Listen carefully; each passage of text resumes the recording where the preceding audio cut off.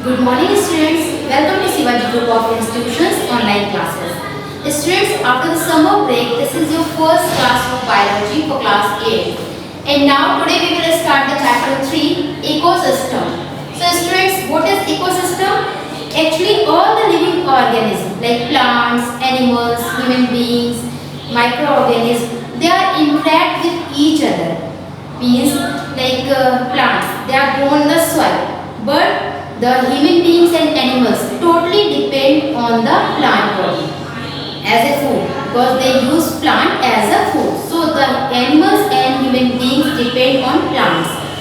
Now what happened after the death of animals and human beings?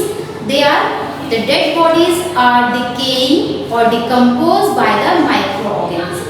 Those microorganisms which decompose the dead bodies of animals and human beings and plant bodies, the dead bodies they decompose and they increase the fertility of soil. They increase the nutrient in the soil, and these nutrients are utilized by the plant for their growth. So students, the plant, animals, human beings, microorganisms, they are totally depend on each other. Means they are interacting with each other as well as with the physical environment. Means the non-living components like land, air, water, they also interact with these non-living components, and they also interact with each other, the living organisms. So this interaction of living organisms as well as with the non-living organism is made a ecosystem. So an ecosystem can be defined as the interacting system in which organisms interact with non-living physical environment. Means all the living organisms which are interact with each other and they interact with the non-living or physical environment. This interacting system is called ecosystem. And the ecosystem was coined by the British scientist is called A.G. Tinsley in 1995. In 1995, A.G. Tinsley defined the term ecosystem. Okay students, so next is biosphere. What is biosphere? The part of the earth where ecosystem can operate. That is land, air, water is called biosphere. Means all these components of biosphere. The components of biosphere is the hydrosphere, lithosphere and atmosphere. Hydrosphere means the water component. Water component is called hydrosphere. And lithosphere means land component. Land component is called lithosphere. Atmosphere means gaseous. Gaseous component is called atmosphere. So this is the component of biosphere. Biosphere is made up of the components of the earth like hydrosphere, lithosphere and atmosphere. And these components are also depend or interact with each other. This is called biosphere.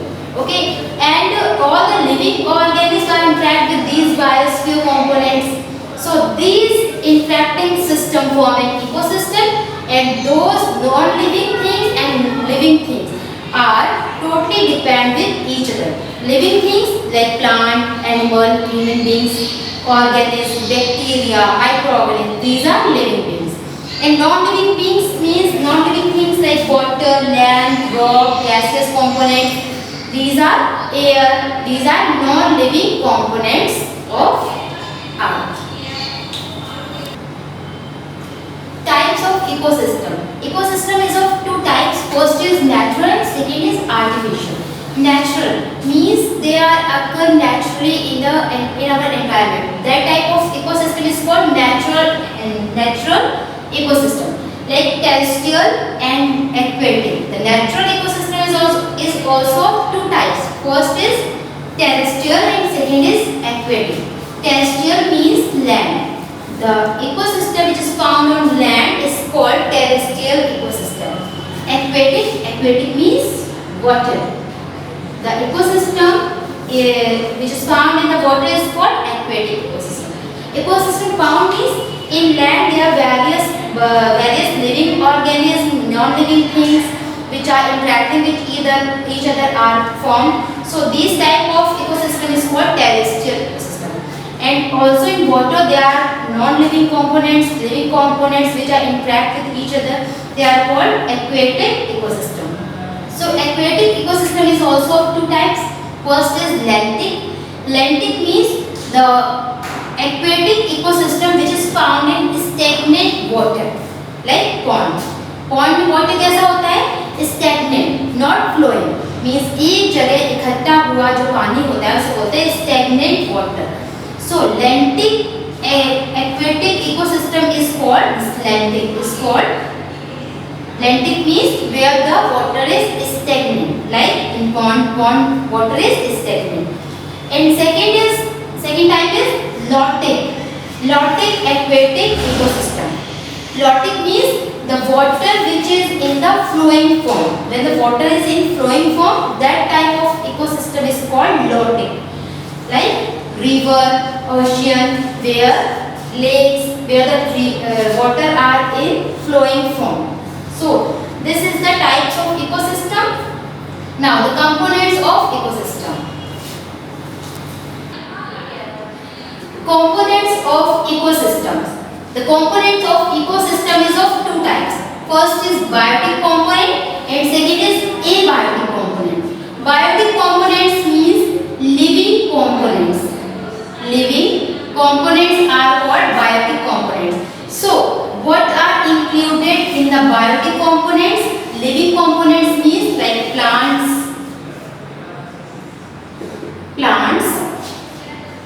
animals, human beings, microbes. This is the biotic component of an ecosystem.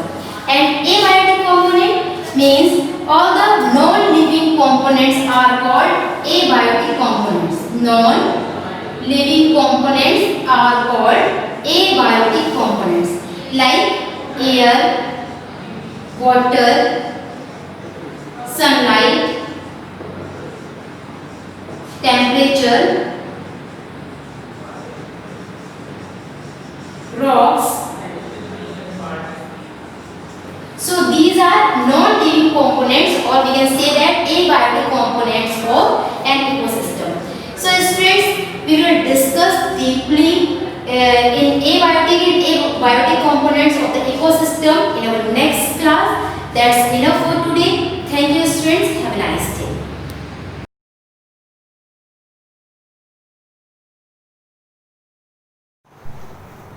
A very good morning students.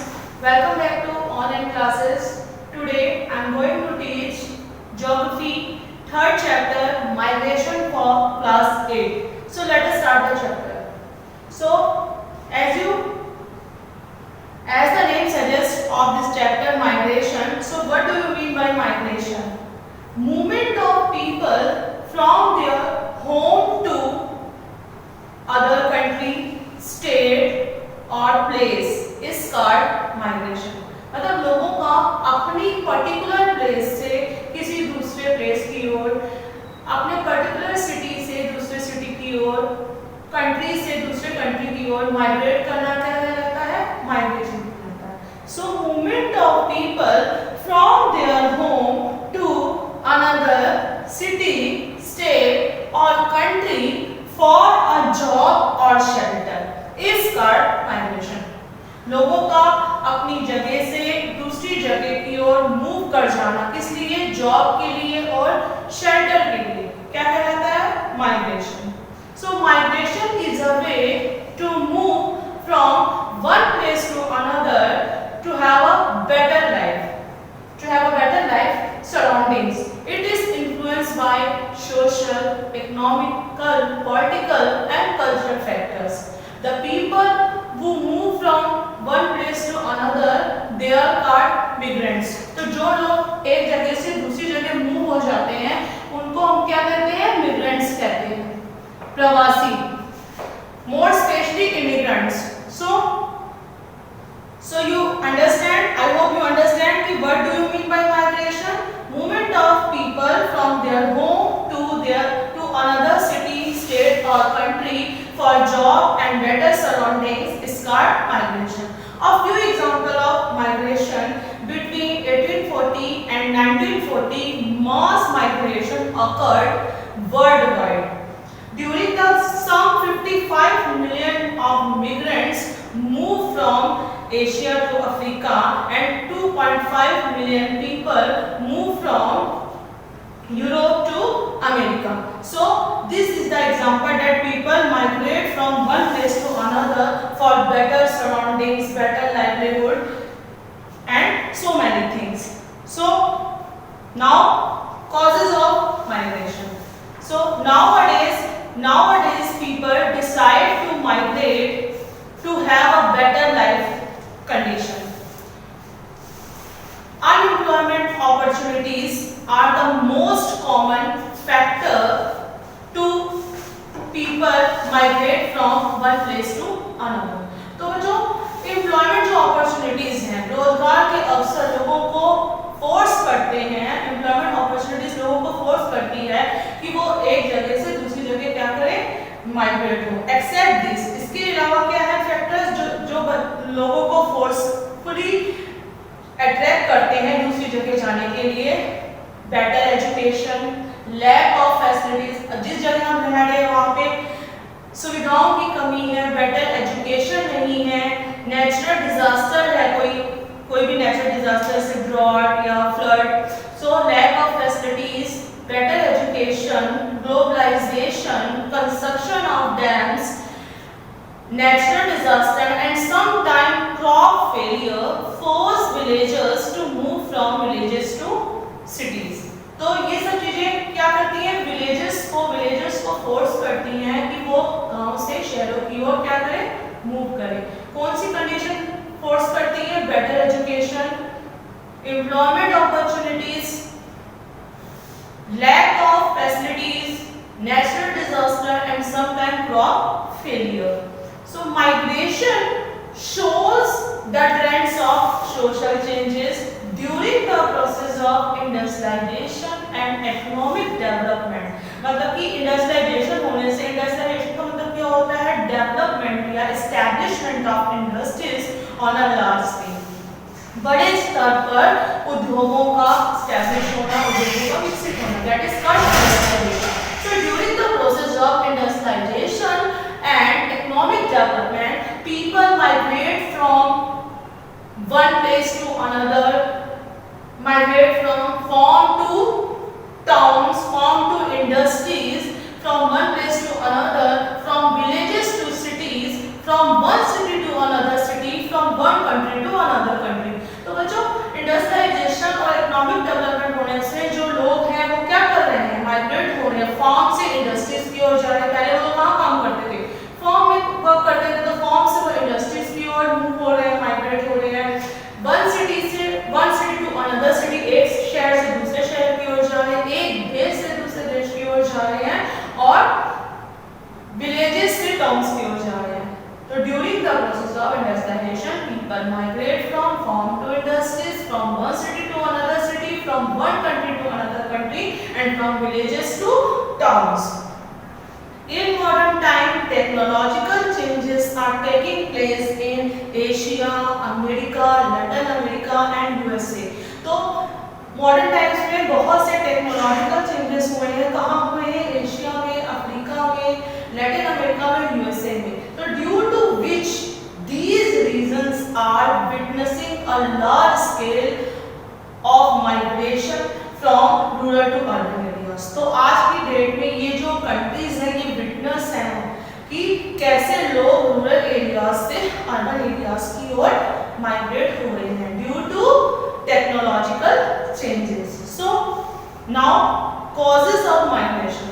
So causes of migration can be seen as a series of push and pull factors. तो हम migration के causes को push और पुल factors के जरिए आपको समझाने की कोशिश करेंगे. पुश फैक्टर क्या होते हैं बच्चों, सबसे पहले बात करते हैं कि movement of causes of migration can be seen as series of push and pull factors. Those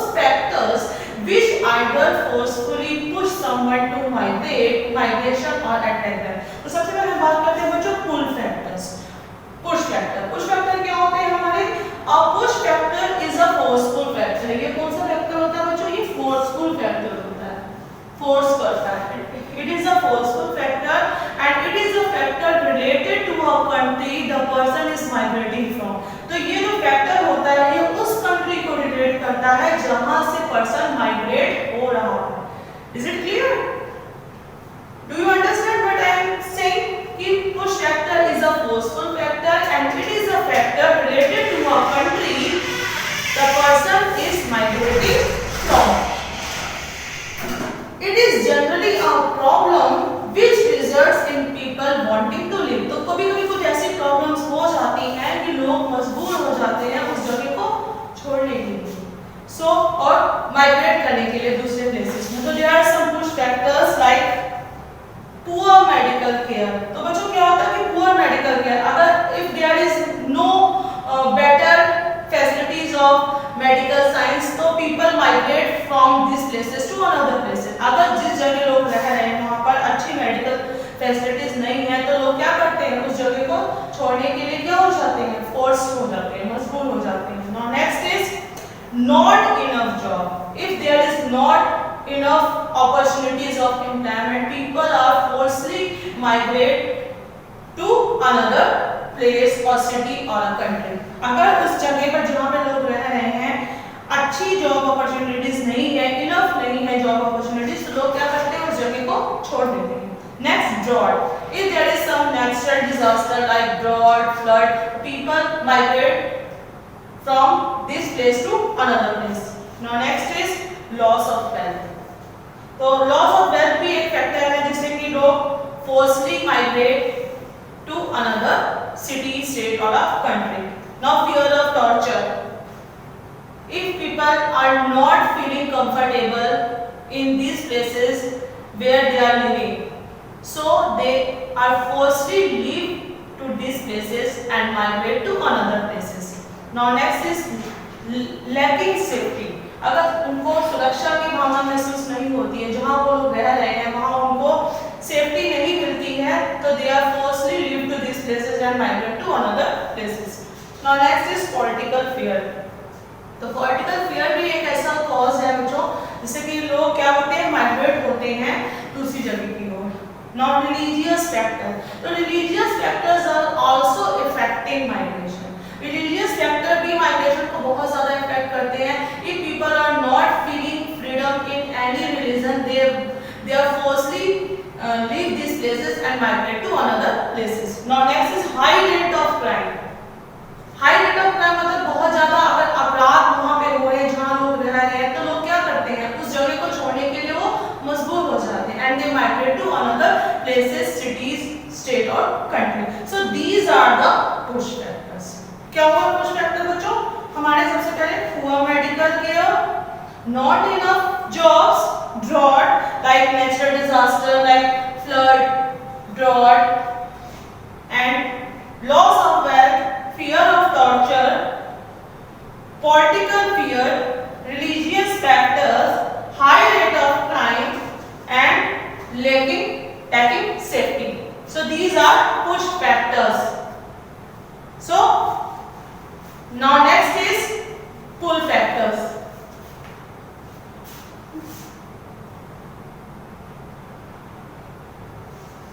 So student, today what I explained? First migration. So migration क्या होता है? I repeat it again. Migration, movement of people from their home to another city, state or country for a job or shelter is called migration. तो लोगों का अपनी जगह से दूसरी जगह माइग्रेट करना जॉब के लिए और बेटर लाइवलीहुड के लिए वो क्या कहलाता है बच्चों? माइग्रेशन कहलाता है।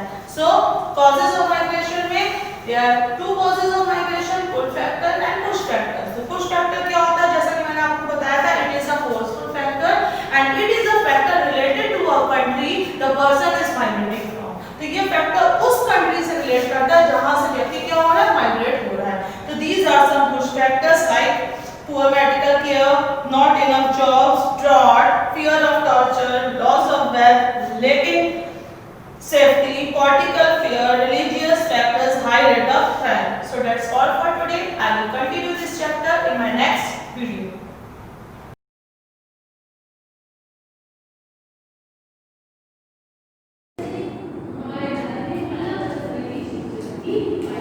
Good morning, students. This is class 8E, subject is computer, and the new chapter, chapter number 3, function and charts in MS Excel. So, students, in this chapter we discuss what is the functions and what is the chart and how to insert function and chart in MS Excel. Students, you know very well how to open MS Excel. Firstly we review how to open MS Excel. Click on Start button. Okay. Click on All Programs. Click on MS Office. And last is click on MS Excel. MS Excel or Microsoft Excel is the same thing. When you press MS Excel screen or Microsoft Excel window appear on your desktop. Okay. Now, what is the function? Function होता क्या है? Functions means formula. Okay. Excel has set of predefined formula. Excel has set of predefined formulas. That means, suppose that we can write like this: A plus B. We can say this is the formula. Okay. So, but we can write different types of formula: equal, A into B into C upon 2, like this. Okay. But here in Excel, different types of or set of predefined formulas. That means in Excel library already present set of predefined. Predefined means which has defined earlier. It is called formulas. Okay, and these predefined formula are also called function or also called functions. Clear? That means these predefined formula are called function. I think this is clearly what is the function. When anybody asks you what is the function, then you say predefined formulas in Excel library are called functions. Okay. All the functions are, what is the main function of the functions? These functions generally perform standard mathematical operation. All these type of functions or the formula perform mathematical operation. Suppose that there are following functions in Excel like sum, average, max, etc. There are other formulas are min, okay, sqrt, etc. Count, like this. So there are so many type of functions in your Excel library.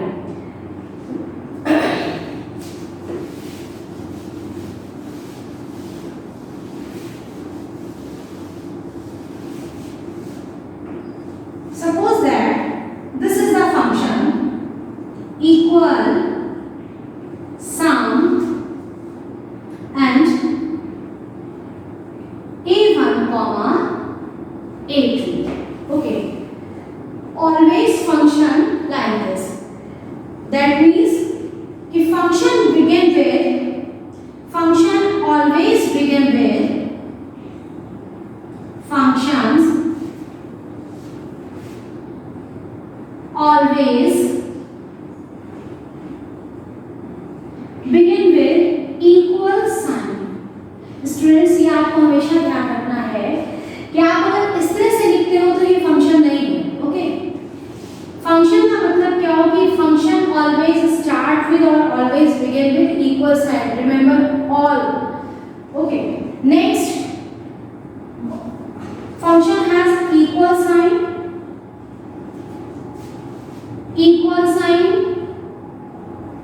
function name,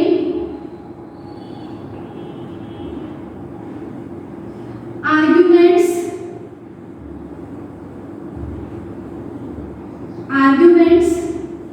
and the small brackets. These four contents are the function parts. Okay, these are the main parts of the functions. Okay, first is the equal sign. That means we already say the function always begin with equal sign. Second is the function name. This is the function name. Sum is the function name. After writing a begin equal sign, we write the function name. Suppose it's sum or min, max, count, average, like this. Okay, next you start the small bracket and arguments written between the bracket. Okay, function arguments are given in a small bracket after the name of the function. That means कि these are the arguments. Arguments को आपको हमेशा इस function के bracket में ही लिखना है.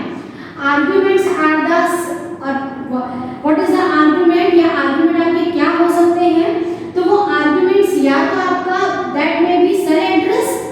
Okay, these are the cell address or these are the value. Suppose that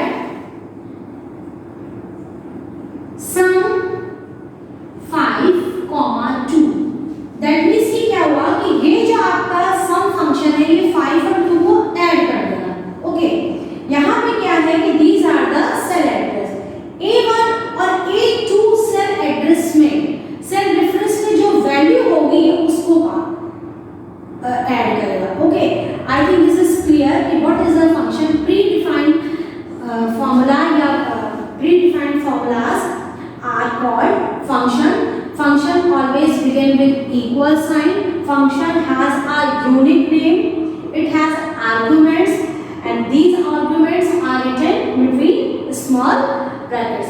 So these are the function definition, and when you say what is a function and how to write a function and write some examples of function, then you can write all these contents. Okay, now the next topic is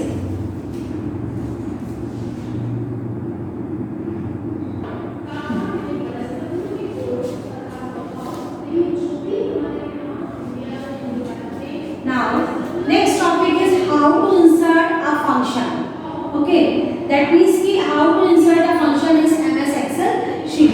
First of all, you click on the formula tab. Formulas tab present on the like this. Formulas tab present on the menu bar where file, edit, insert, and there are so many types of different tabs. You click on the formulas tab. Okay, when you click on formulas tab, then you click insert function. Okay, insert function command display like fx. This is the fx symbol, and below of the fx symbol written insert function. Click on the insert function. When you click on the insert function, a insert function dialog box appear. Click on the drop down arrow and select the categories list. In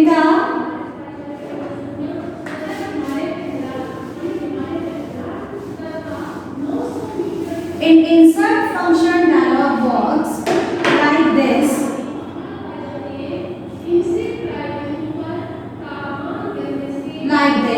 okay, like this insert function, and there are different categories.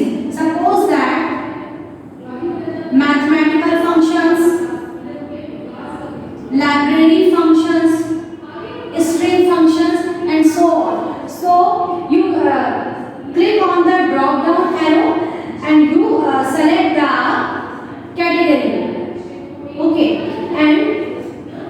in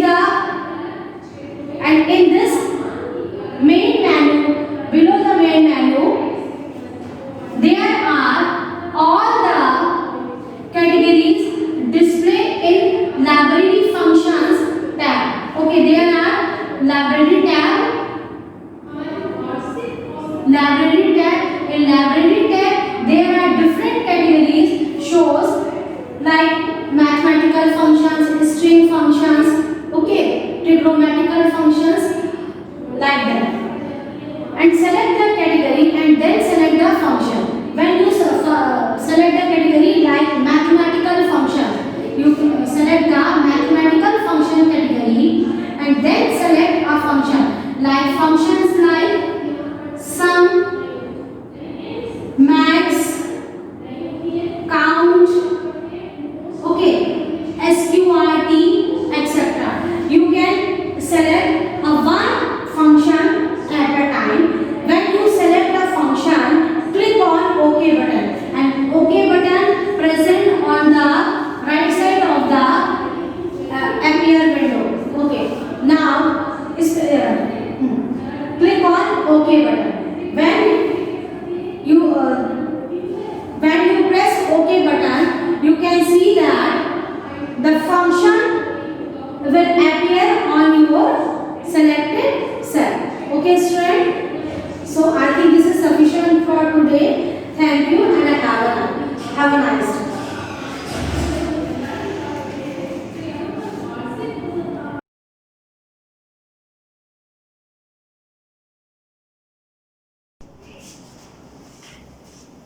Good morning students, I welcome you all to the online classes of SGOI.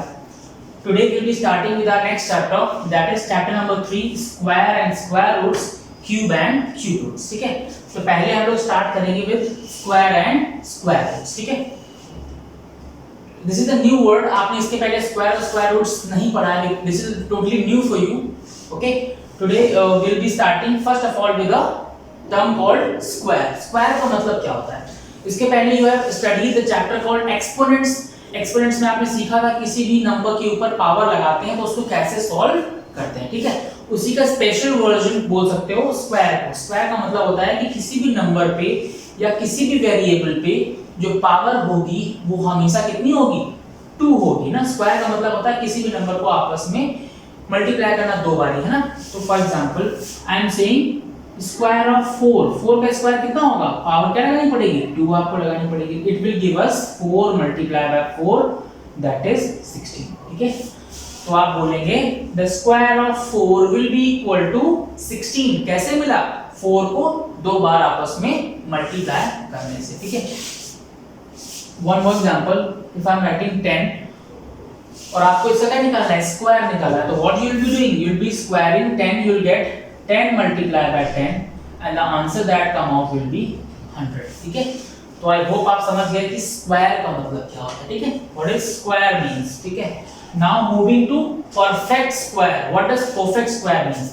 Perfect square का मतलब होता है जब भी आप किसी भी integer का स्क्वायर निकालते हो और उस नंबर को का स्क्वायर निकालने के बाद जो वैल्यू आपको मिलती है that is called perfect square. ठीक है, फॉर एग्जांपल आपने 1 को मल्टीप्लाई आपस में किया तो आपको मिला 1. तो 1 क्या है? एक परफेक्ट स्क्वायर है. ठीक है, फिर आपने 2 का स्क्वायर किया, you will gate 2 into 2 that is 4. तो 4 भी क्या है? एक परफेक्ट स्क्वायर है. लेकिन अब आप देखो 1 का स्क्वायर करने पे मिला आपको 1, 2 का स्क्वायर करने पे यू विल गेट 4. तो बीच का 2 और 3 क्या हो गया? स्किप हो गया. तो 2 और 3 जो है वो किसी भी नंबर का स्क्वायर नहीं है, किसी भी इंटीजर का स्क्वायर नहीं है. Therefore number 2 and 3 are not perfect square. जो 2 और 3 नंबर है वो परफेक्ट स्क्वायर नहीं है, जबकि 1 और 4 जो है वो परफेक्ट स्क्वायर है. अगर इसी प्रोग्रेस में आगे हम बढ़ेंगे, for example I am writing 3 का स्क्वायर आप करोगे you will get 3 multiply by 3 that is equal to 9. अब आप क्लियरली देख पा रहे हो 1 का स्क्वायर करने पे 1 मिला, 2 का स्क्वायर करने पे 4 मिला, 3 का स्क्वायर करने पे 9 मिला. यहाँ पे कौन कौन से नंबर छूटे? 2 छूटा, 3 छूटा. इसके बाद कौन छूटा? 5, 6, 7 और 8 और छूट गया, है ना. इसका मतलब ना 2 परफेक्ट स्क्वायर है, ना ही 3 परफेक्ट स्क्वायर है, ना ही 5 है, ना ही 6 है, ना ही 7 और ना ही 8 है। तो from this we can draw a conclusion that किसी भी इंटीजर का स्क्वायर करने पे जो नंबर हमें मिलता है वो एक परफेक्ट स्क्वायर होता है, बाकी कोई नंबर परफेक्ट स्क्वायर नहीं होते। अगर आपसे बोला जाए रैंडमली एक नंबर दिया जाए आपको और आपको पूछा जाए कि बताइए ये एक परफेक्ट स्क्वायर है कि नहीं, तो आप कैसे जान पाएंगे? फॉर एग्जांपल आपको बोला गया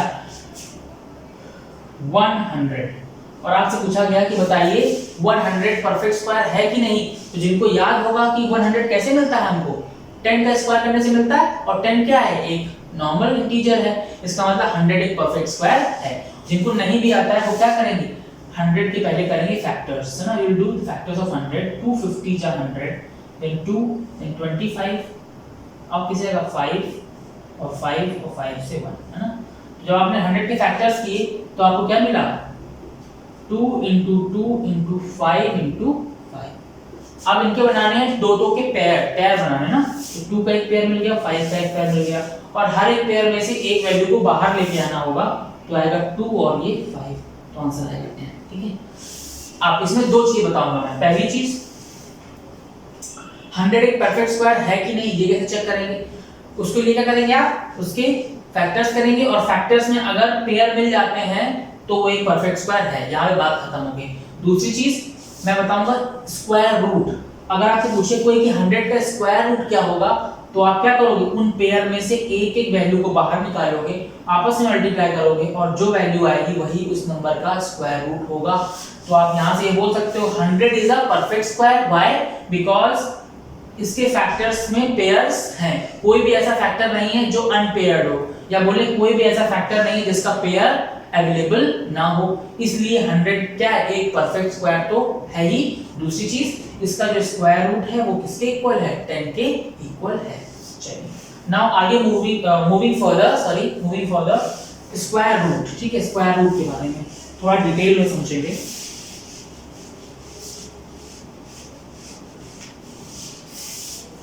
term square root,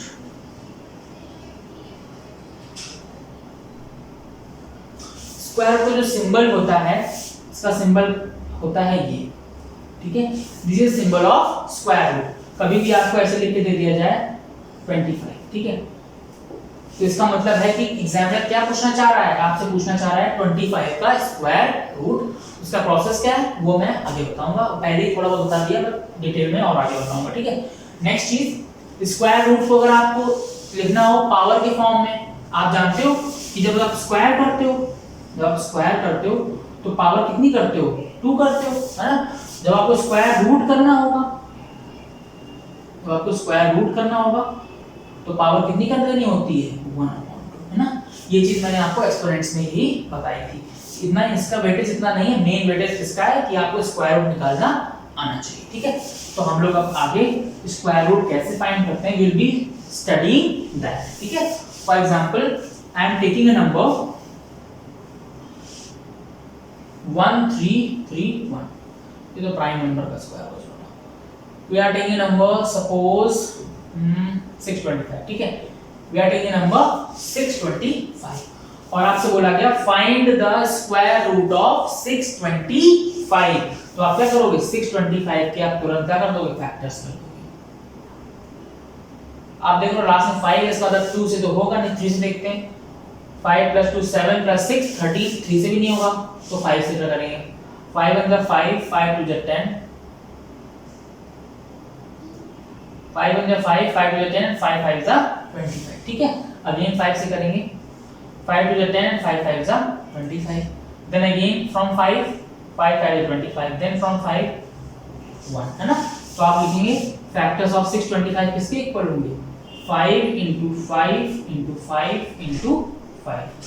now next thing is कि आपको पेयर्स बनाने हैं दो के, एक पेयर ये बन गया और एक पेयर ये बन गया। ठीक है, अगर पेयर बन गया तो आप क्लियरली बोल सकते हो कि 625 क्या एक परफेक्ट स्क्वायर है, और स्क्वायर रूट कितना होगा, एक पेयर से एक नंबर, दूसरे पेयर से एक नंबर, 5 × 5 दैट इज 25।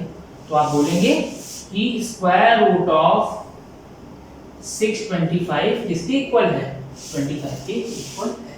ठीक है। तो this is the process how to find the square root of a number, ठीक है। चलिए अब हम लोग एक्सरसाइज 3A की तरफ बढ़ते हैं। आई होप आपको पता चल गया what does square means, what does perfect square means and what does square root means, ठीक है। चलिए now moving to exercise 3A।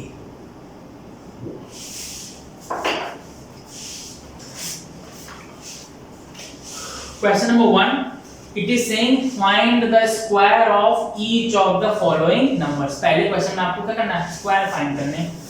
तो क्वेश्चन 1 का फर्स्ट पार्ट में क्या लिखा है 14। तो 14 का स्क्वायर करने क्या करोगे आप, 14 का स्क्वायर की की पावर 2 करोगे, तो 14 into 14 करोगे तो आंसर कितना मिलेगा आपको 196। तो 14 का स्क्वायर आंसर विल बी 196, ठीक है। In second part it is written 137 का स्क्वायर करने के लिए आप क्या करोगे 137 into 137 है ना, मल्टीप्लाई करके यहाँ पे आंसर आप लिख लेना, ठीक है। Now moving to third part, it is saying 4/17 है ना, 4/17 मतलब दोनों का स्क्वायर करना पड़ेगा। तो 4 का स्क्वायर अलग करोगे तो 4 into 4 करोगे, नीचे 17 into 17 करोगे आप, तो यू गेट 4 4 16 अपॉन 17 into 17 289 है ना। तो आंसर विल बी 16/280, ठीक है। पार्ट 4 में जैसे लिखा हुआ है 2 होल 3/4, तो पहले इसको आप इसमें चेंज करोगे इम्प्रॉपर में, तो 4 2 जा 8 + 3 11/4। अब 11/4 लिखोगे और उसकी पावर कितनी करनी पड़ेगी आपको 2 करनी पड़ेगी, तो you do 11 into 11/4 into 4 you will get 121/8। अब फिर से इसको आप मिक्स फ्रैक्शन में लिख सकते हो, कितना लिखोगे 8 1 जा 8 4 1 41 8 5 जा 40 15 होल 1/8, यही क्या आ जाएगा इसका आंसर। ओह सॉरी 4 into 4 16 हो जाएगा ना, सॉरी मैंने ऐड कर दिया।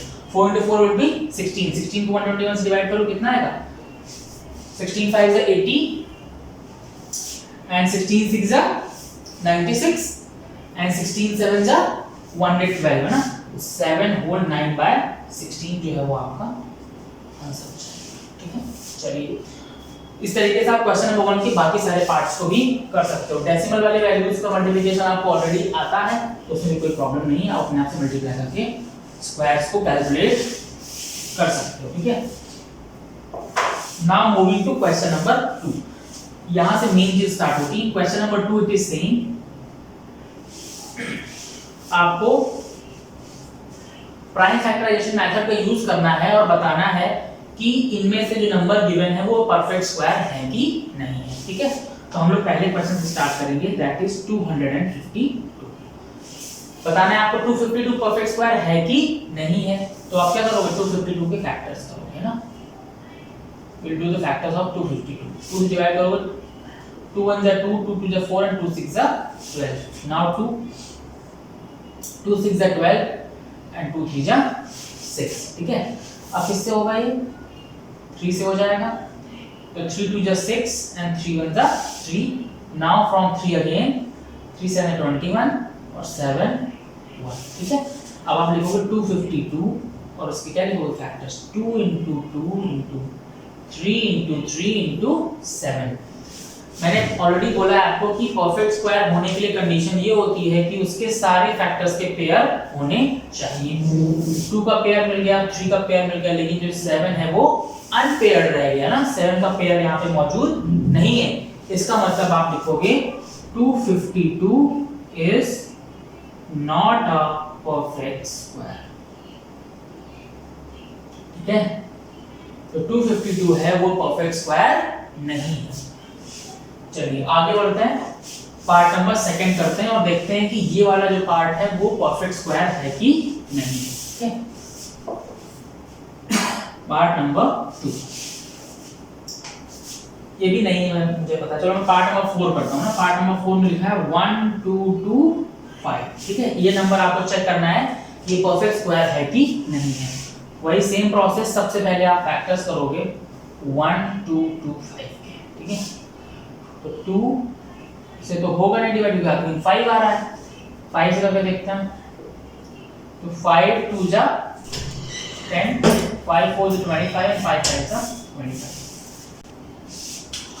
Now again divide 245 with 5, as we can see that the unit place is equal to 5. That means this number can easily be divided by 5. Okay. So 5 4 is 20 and 5 9 is 45. 7 7 is 49 and 7 1 is 7. तो आप लिखोगे यहाँ पे factors of 1 2 2 5, that is equal to 5 into 5 into 7 into 7. You'll get, है ना, pairs मिल गए सबके, 5 का भी एक पेयर, दो पेयर, मतलब कि 5 5 का पेयर मिल गया, 7 7 का पेयर मिल गया, पेयर एग्जिस्ट कर रहा है, इसका मतलब आप लिखोगे 1 2 2 5 is a perfect square. जो 1 2 2 5 है वो क्या है, एक परफेक्ट स्क्वायर है। अगर यहीं पे आपसे बोला जाता है कि 1 2 2 5 का स्क्वायर रूट कितना होगा, तो क्या करते हैं, इस वाले पेयर से एक 5 बाहर निकालते, सॉरी 7 से एक 7 बाहर निकालते, 5 into 7 35 इसका स्क्वायर रूट हो जाता।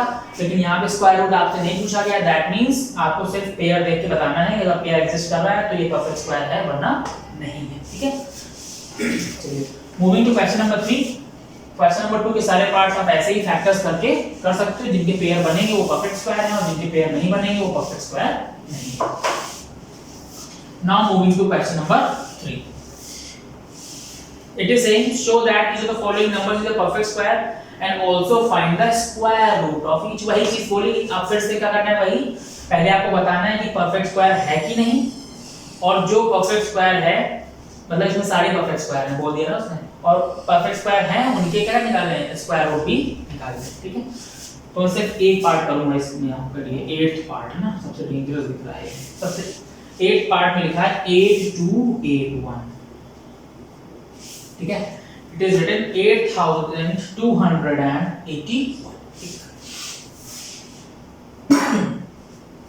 क्या करना होगा आपको, फैक्टर्स करने होंगे पहले 8281। फैक्टर्स के लिए आप सबसे पहले देखोगे कि नंबर डिवाइड किससे हो रहा है, तो आप क्लियरली देखोगे 8 2 is 16 और 3 19, 3 से डिवाइड नहीं होगा भैया। 7 से करके देखो, 7 1 is 7, कितना बचा 1 और 2, 7 में 7 5 बचा 58, 7 into 56 2 1, हाँ 7 से डिवाइड हो जाएगा, तो 7 से करेंगे तो 7 1 is 7, कितना बचा 1 1 और 2 12, 7 is 7, कितना बचा 5 5 और 8 58, 7 8 is 56, कितना बचा 2 2 and 1 21, 7 3 is 20। ठीक है, अब अगला भी 7 से ट्राई करेंगे, 7 1 is 7, कितना बचा 4 4 and 8 48, तो 7 6 is 42, कितना बचा 6 6 और 3 63, तो 7 9 is 63, कितना है 169।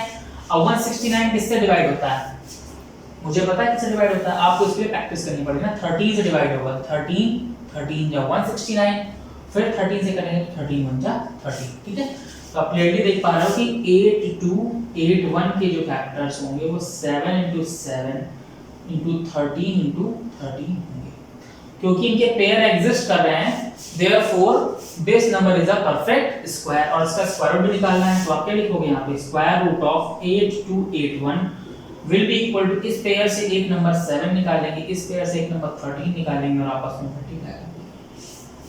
ठीक है, तो आप जानते हैं 13 7 है 91 है ना, तो आपका आंसर हो जाएगा 8281 का जो स्क्वायर रूट है दैट इज इक्वल टू 91। ठीक है, तो सिमिलरली आप क्वेश्चन नंबर 3 के भी सारे पार्ट ऐसे ही कर सकते हैं। ठीक है, अब आगे बोला जा रहा है question number 4, find the smallest number by which each of the following numbers must be multiplied to get a perfect square number, also find the square root of the resulting number। ठीक है, this is very important kind of question, थोड़ा ध्यान समझने पड़ेगा आपको।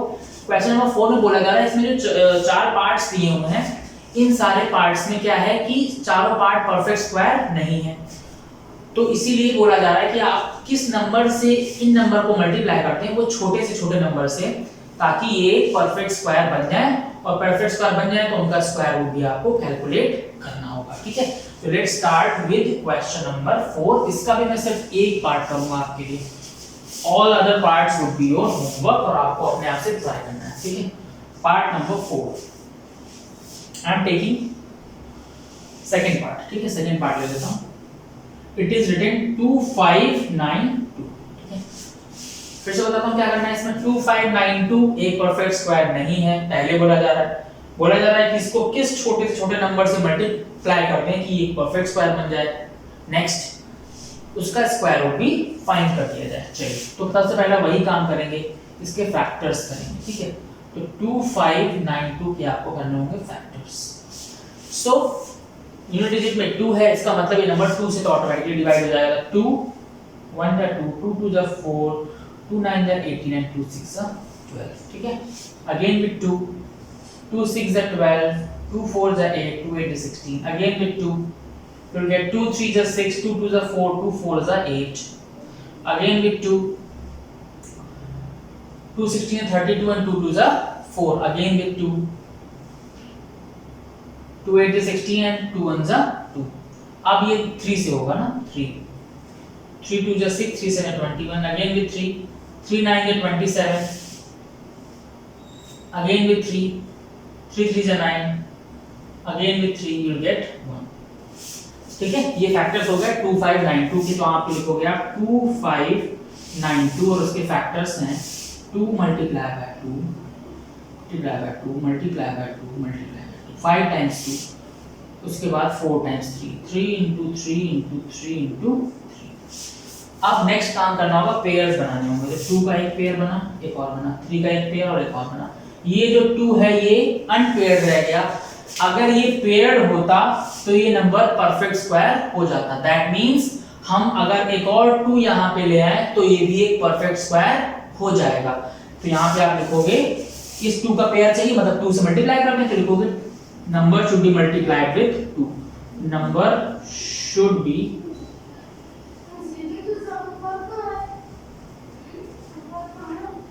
Multiplied with 2, ठीक है।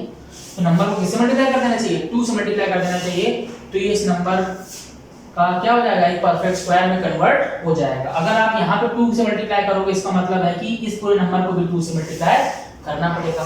तो ओरिजिनली ये नंबर क्या बन जाएगा, 2592 multiply by 2, that is equal to 4, 9 2 जा 18, 8 कैरी 1, 5 2 जा 10 प्लस 1 11 कैरी 1, 2 2 जा 4 प्लस 1 5, मतलब ये नंबर बन जाएगा 5184 और इसके फैक्टर्स क्या हो जाएंगे, एक 2 और आ जाएगा, you will gate 2 into 2, 6 times 2 हो जाएगा।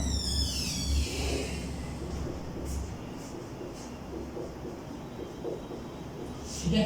Now you are required to find the square root of this number.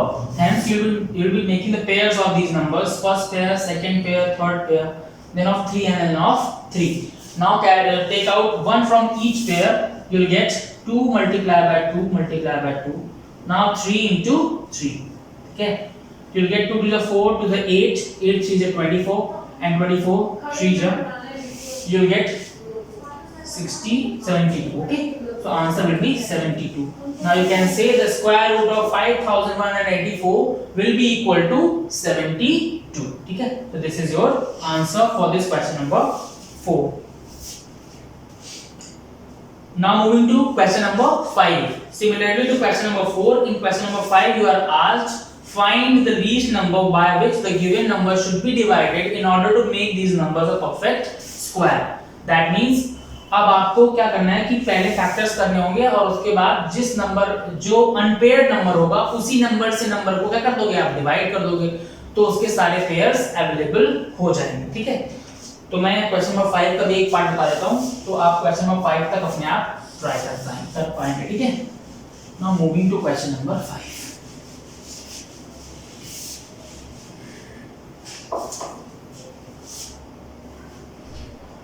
Doing second part, okay? In question number 5, second part it is written 4500 4500। सबसे पहला काम वो करना फैक्टर्स करना है 4500 के। ठीक है। 4500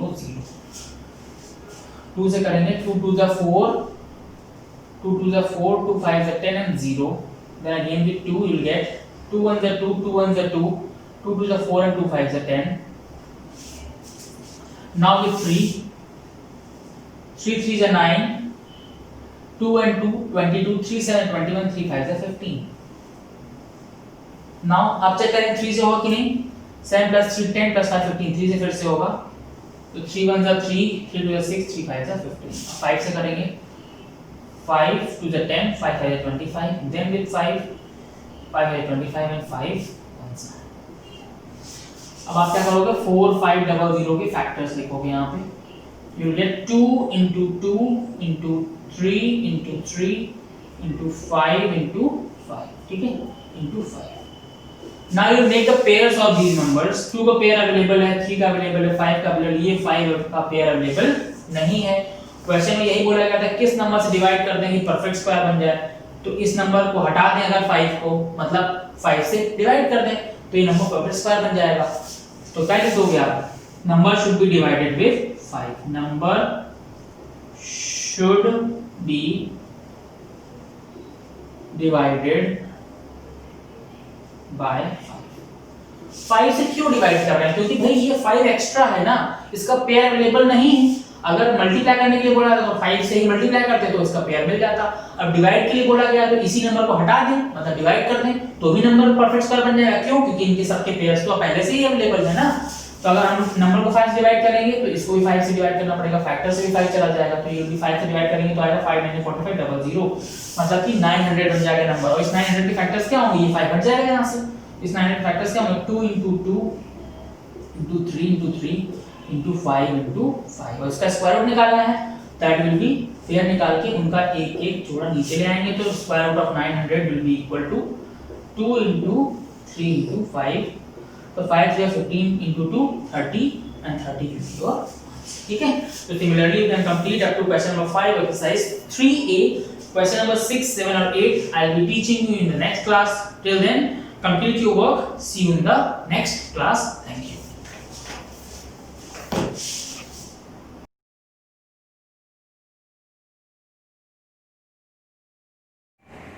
Hello everyone, welcome to SGI online class, class 8, subject Hindi literature, lesson 3, Beti Padhao बेटी खिलाओ।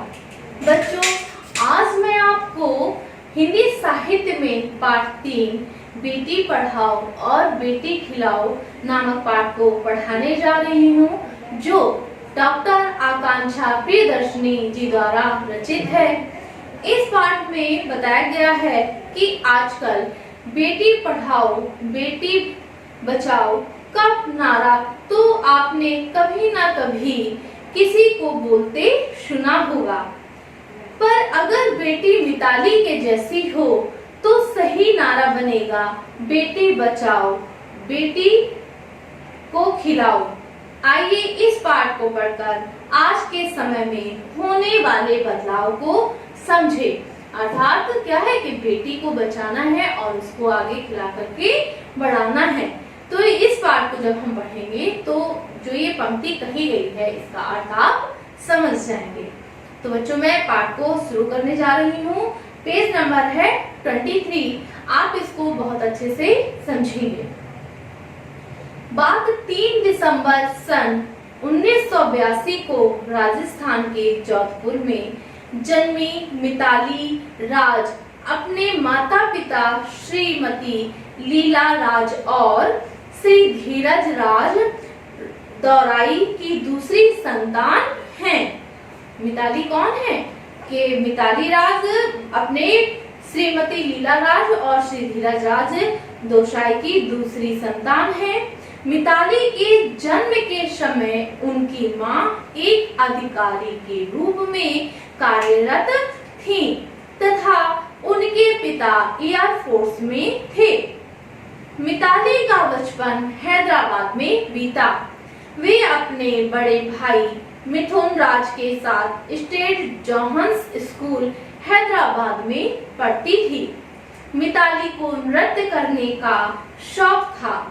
वे भारतनाट्यम का प्रशिक्षण लेने लगी। प्रशिक्षण का अर्थ होता है प्रशिक्षण का अर्थ होता है कुछ विशेष सीखने की प्रक्रिया। प्रशिक्षण लेने लगी। कई स्टेज शो भी किए। उनके पिता धीरज पूर्व क्रिकेटर थे और अपने पुत्र मिथुन को भी इस दिशा में आगे बढ़ाना चाहते थे। मिथुन के लिए क्रिकेट कोचिंग की भी व्यवस्था की गई, किंतु मिताली ने अपने भाई के साथ क्रिकेट खेलने के लिए जाने लगी। उनके कोच ने बताया कि मिताली अपने भाई से अच्छा खेलती है। किसे बताया? मिताली के पिता को। और क्रिकेट में उसके आगे बढ़ने की संभावनाएं मिथुन से कहीं अधिक हैं। इस क्रिकेट में अधिक रुचि लेने के कारण मिताली का भरतनाट्यम प्रशिक्षण प्रभावित होने लगा। अर्थात जब वह नृत्य को छोड़कर क्रिकेट खेलने के लिए अपने भाई के साथ स्टेडियम जाने लगी, तो उस भरतनाट्यम जहाँ सीखने जाती थी उस स्थान से उसका मन थोड़ा अलग होने लगा, तो वह प्रभावित होने लगा उससे। उनकी नृत्य गुरु ने उन्हें क्रिकेट और नृत्य में से किसी एक को चुनने के लिए कहा। मिताली के लिए दोनों में से किसी एक को चुनाव करना कठिन था। अर्थात मिताली को नृत्य करना भी अच्छा लगता था और क्रिकेट खेलना भी, लेकिन वह उस समय यह डिसीजन नहीं ले पा रही थी कि मैं इन दोनों में से किस एक को चुनूं। ऐसे में उनके पिता ने उनका मार्गदर्शन किया। उन्होंने मिताली को क्रिकेट चुनने की राय दी और इसी दिशा में आगे बढ़ने के लिए प्रोत्साहित किया। मात्र 10 वर्ष की आयु में मिताली ने क्रिकेट को अपने जीवन का लक्ष्य बना लिया। लक्ष्य का अर्थ होता है निश्चित उद्देश्य। लक्ष्य का अर्थ होता है निश्चित उद्देश्य। जब हम कोई कार्य करने की सोचते हैं तो हम एक लक्ष्य निर्धारित करते हैं कि हमें इस ही लक्ष्य को पाना है, तो हमारा एक निश्चित उद्देश्य होता है उस कार्य को पूर्ण करने के लिए। तो मिताली ने क्या किया? एक अपना लक्ष्य निर्धारित कर लिया। मिताली अपनी कोचिंग को कठिन तपस्या की तरह करती थी। बेटी की लगन को देखकर माँ ने अपनी नौकरी छोड़ दी ताकि वह घर रहकर बेटी की अच्छी तरह देखभाल कर सके। वर्ष 1997 में मात्र 14 वर्ष की उम्र में मिताली को महिला क्रिकेटर विश्व कप टीम में शामिल कर लिया गया। वर्ष 1999 में मिताली ने पहली बार एक दिवसीय अंतरराष्ट्रीय मैच में भाग लिया। यह मैच मिल्टन कीनेस आयरलैंड में हुआ था और इसमें मिताली ने नाबाद 114 रन बनाए थे। यह मिताली की सफलता के सफर का शुभारंभ था। इसके बाद उन्होंने पलटकर नहीं देखा। एक के बाद एक नए कीर्तिमान स्थापित करने के कारण जल्दी ही मिताली को क्रिकेट की महिला तेंदुलकर कहा जाने लगा। वर्ष 2002 में मिताली ने इंग्लैंड के विरुद्ध खेलते हुए 214 रन बनाकर ऑस्ट्रेलिया की करेन बोलैंड का सर्वाधिक रन 209 बनाने का रिकॉर्ड तोड़कर एक नया कीर्तिमान स्थापित किया। कीर्तिमान का अर्थ होता है यश बढ़ाना। कीर्तिमान का अर्थ होता है यश बढ़ाना। दो 2006 में एक बार फिर उन्होंने एक कप्तान के रूप में इंग्लैंड जाकर खेलने का अवसर मिला। मैच इंग्लैंड के साथ ही खेलना था। भारतीय महिला क्रिकेटर टीम में यह श्रृंखला 1-0 से जीत ली। इंग्लैंड की जमीन पर उसे मात देने का श्रेय मिला कप्तान मिताली राज को। क्रिकेट संबंधी उपलब्धियों के लिए वर्ष 2004 में मिताली राज को अर्जुन पुरस्कार से सम्मानित भी किया गया। वे अपना पहला कोच अपने भाई को मानती हैं। वे मानती हैं कि उन्हें आगे बढ़ने के लिए उनके परिवार ने बहुत त्याग किया है। मिताली ने इस त्याग को व्यर्थ न जाने दिया, उसे सार्थक किया है। आज तक एक दिवसीय खेलों में 6000 से अधिक रन बनाने वाली मिताली एकमात्र महिला खिलाड़ी है। इसके साथ ही लगातार 7 बार अर्धशतक बनाने वाली भी वे पहली महिला क्रिकेटर खिलाड़ी हैं। वे ऐसी पहली भारतीय महिला एवं पुरुष दोनों में कप्तान हैं जो वर्ष 2005 और 2017 दो बार ICC ODI विश्व कप फाइनल में शामिल हो सकी।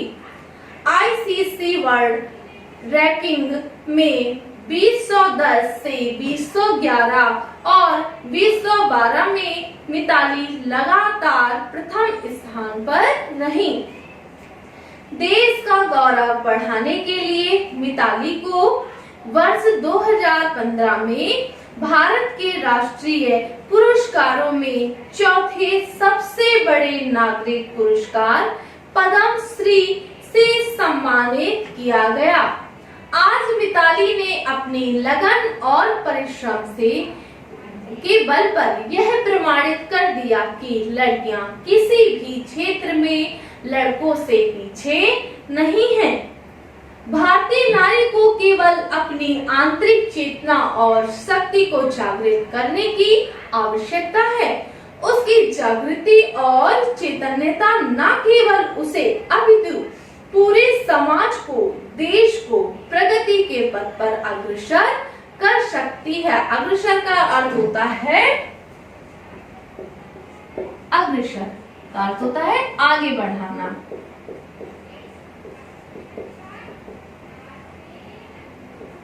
आगे बढ़ाना। तो बच्चों, इस पाठ में जो लेखिका है डॉक्टर आकांक्षा प्रियदर्शनी, इन्होंने मिताली के चरित्र को लेकर इस पाठ की रचना की है। अर्थात उन्होंने समाज को एक वास्तविकता से हूबहू कराया है कि बेटियां जो हैं पहले समाज में, और अभी भी काफी घरों में ऐसा होता है कि बेटी को बेटे से बहुत ही नीचे समझा जाता है। अर्थात उनकी इच्छाओं को, पढ़ाने को व्यक्ति पीछे रख देता है। परंतु इस पाठ के माध्यम से क्या शिक्षा मिलती है हमें कि बेटी जो है वह बेटों से कम नहीं होती। अगर आप उसका सही मार्गदर्शन करते हैं, उसे सही मार्ग की ओर उन्मुख करते हैं, तो बेटियां भी बेटों के बराबर कंधे से कंधा मिलाकर आगे बढ़ करके अपना व अपने परिवार का व अपने समाज और देश को आगे बढ़ाती हैं। तो आज के लिए इतना ही। Thank you students.